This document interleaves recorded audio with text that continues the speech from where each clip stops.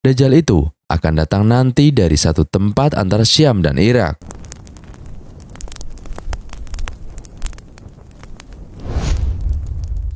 Assalamualaikum warahmatullahi wabarakatuh.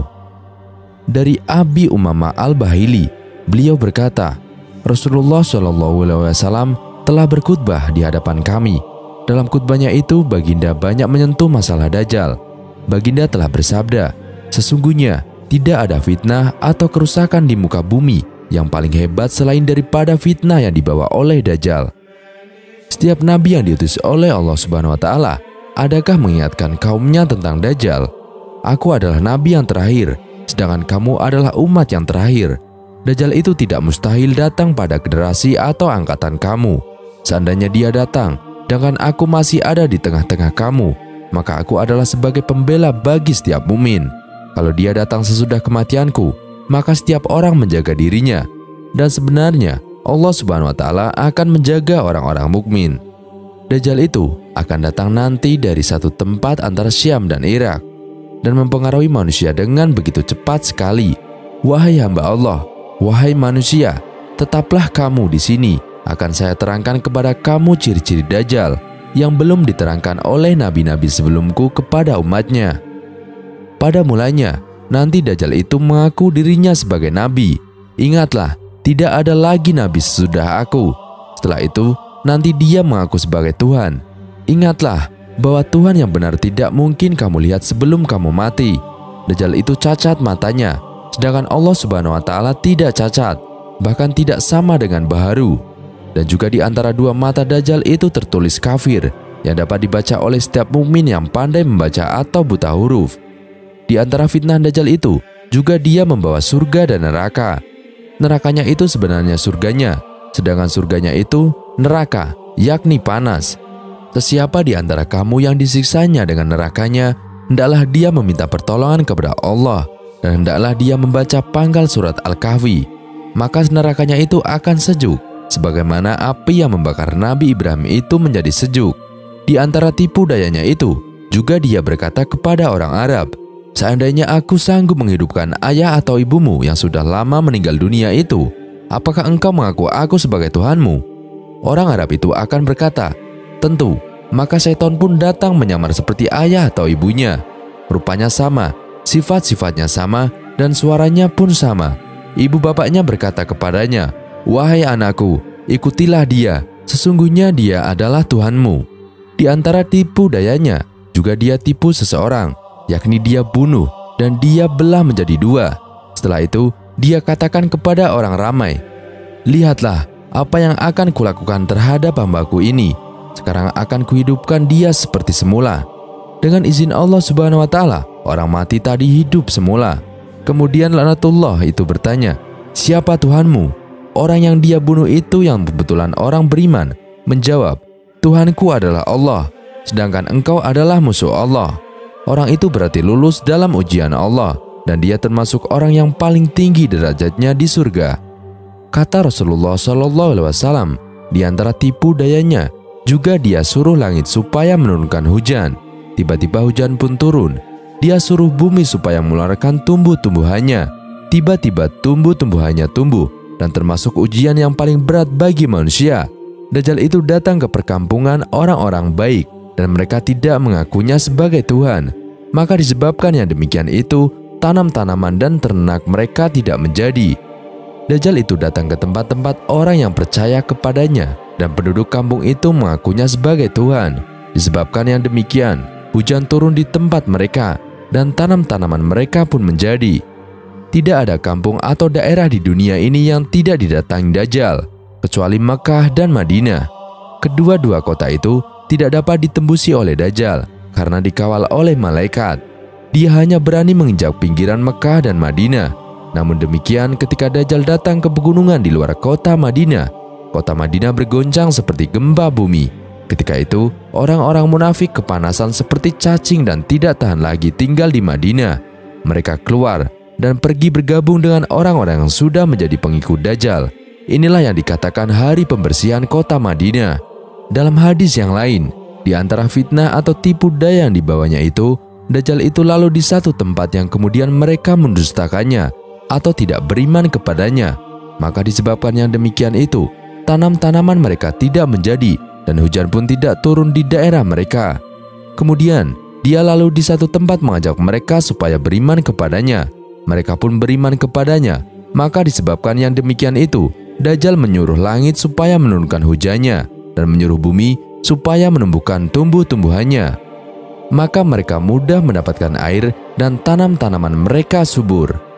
Dari Anas bin Malik, katanya Rasulullah SAW bersabda, menjelang turunnya Dajjal ada tahun-tahun tipu daya, yaitu tahun orang-orang pendusta dipercayai orang dan orang jujur tidak dipercayai, orang yang tidak amanah dipercayai dan orang amanah tidak dipercayai.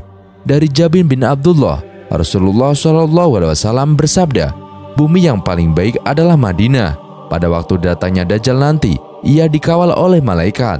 Dajjal tidak sanggup memasuki Madinah. Pada waktu datangnya Dajjal atau di luar Madinah, kota Madinah bergeger 3 kali. Orang-orang munafik yang ada di Madinah, entah itu lelaki atau perempuan, bagaikan cacing kepanasan. Kemudian mereka keluar meninggalkan Madinah. Kaum wanita adalah yang paling banyak lari ketika itu. Itulah yang dikatakan hari pembersihan. Madinah membersihkan kotorannya seperti tukang besi membersihkan karat-karat besi. Diriwayatkan oleh Ahmad, hadis yang diterima dari Aisyah radhiyallahu anha mengatakan, pernah satu hari Rasulullah SAW masuk ke rumahku ketika aku sedang menangis. Melihat saya menangis, beliau bertanya, mengapa menangis? Dan saya pun menjawab, ya Rasulullah, engkau telah menceritakan Dajjal, maka saya takut mendengarnya. Rasulullah SAW berkata, seandainya Dajjal datang pada waktu aku masih hidup, maka aku akan menjaga kamu dari gangguannya. Kalau dia datang setelah kematianku, maka Tuhan kamu tidak buta dan cacat. Dari Jabir bin Abdullah, Rasulullah SAW bersabda, Dajjal muncul pada waktu orang tidak berpegang kepada agama dan jahil tentang agama. Pada zaman Dajjal ada 40 hari, yang mana satu hari terasa bagaikan setahun, ada satu hari yang terasa bagaikan sebulan, ada satu hari yang terasa 1 minggu, kemudian hari-hari berikutnya seperti hari biasa.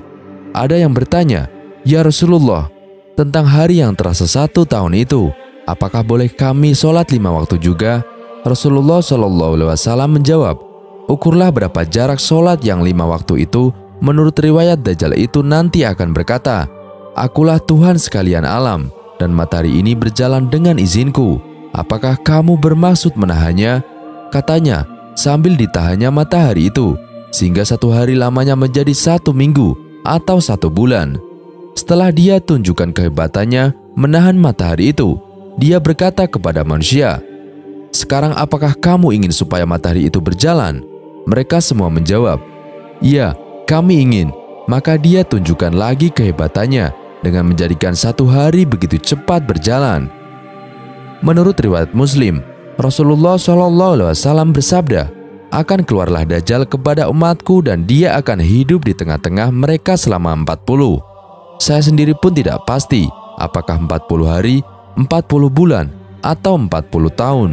Kemudian Allah Subhanahu wa Ta'ala mengutus Isa bin Maryam yang rupanya seolah-olah Urwah bin Mas'ud dan kemudian membunuh Dajjal itu. Dalam hal Dajjal, apakah setiap muslim bisa menghindari fitnah Dajjal? Siapa saja yang bisa terlindung dari fitnah tersebut?